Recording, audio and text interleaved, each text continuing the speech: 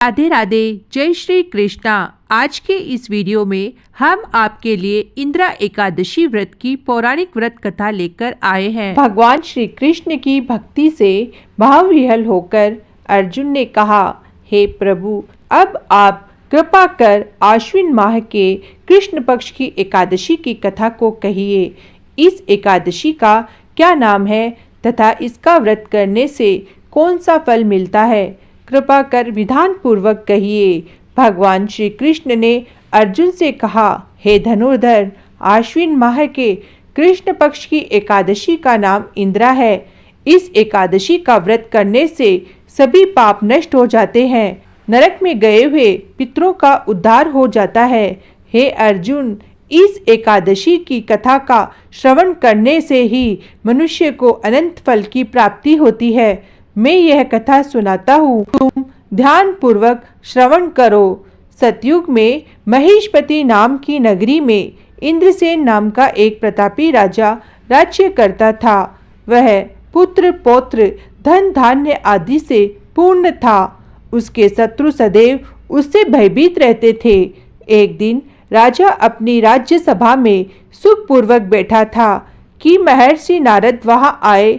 नारद जी को देखकर राजा आसन से उठा, प्रणाम करके उन्हें आदर सहित आसन दिया। तब महर्षि नारद ने कहा, हे राजन, आपके राज्य में सब कुशल से तो है। मैं आपकी धर्मपरायणता देखकर अत्यंत प्रसन्न हूँ। राजा ने कहा, हे देवर्षि, आपकी कृपा से मेरे राज्य में सब कुशल पूर्वक है तथा आपकी कृपा से मेरे सभी यज्ञ कर्म आदि सफल हो गए हैं। हे महर्षि, अब आप कृपा करके यह बताइए कि आपका यहाँ आगमन किस प्रयोजन से हुआ है। मैं आपकी क्या सेवा करूं? महर्षि नारद ने कहा, हे नृपोत्तम, मुझे एक महान विस्मय हो रहा है कि एक बार जब मैं ब्रह्मलोक से यमलोक गया था, तब मैंने यमराज की सभा में तुम्हारे पिता को बैठे देखा। तुम्हारे पिता महान ज्ञानी, दानी तथा धर्मात्मा थे, मगर एकादशी के व्रत के बिगड़ जाने के कारण यह यमलोक को गए हैं। तुम्हारे पिता ने तुम्हारे लिए एक संदेश भेजा है। राजा ने उत्सुकता से पूछा, क्या संदेश है महर्षि? कृपा करके यथाशीघ्र कहे। राजन, तुम्हारे पिता ने कहा है, महर्षि, आप मेरे पुत्र इंद्रसेन, जो कि महेशपति नगरी का राजा है, के पास जाकर एक संदेश देने की कृपा करें कि मेरे किसी पूर्व जन्म के बुरे कर्म के कारण ही मुझे यह लोक मिला है। यदि मेरा पुत्र आश्विन माह के कृष्ण पक्ष की इंदिरा एकादशी का व्रत करे और उस व्रत के फल को मुझे दे दे, तो मेरी मुक्ति हो जाए। मैं भी इस लोक से छूटकर स्वर्ग लोक में वास करूं। इंद्रसेन को अपने पिता के यमलोक में पड़े होने की बात सुनकर महान दुख हुआ और उसने नारद से कहा, हे नारद जी, यह तो बड़े दुख का समाचार है कि मेरे पिता यमलोक में पड़े हैं। मैं उनकी मुक्ति का उपाय अवश्य करूंगा। आप मुझे इंदिरा एकादशी व्रत का विधान बताने की कृपा करें। नारद जी ने कहा, हे राजन, आश्विन माह के कृष्ण पक्ष की दशमी के दिन प्रातःकाल श्रद्धा पूर्वक स्नान करना चाहिए।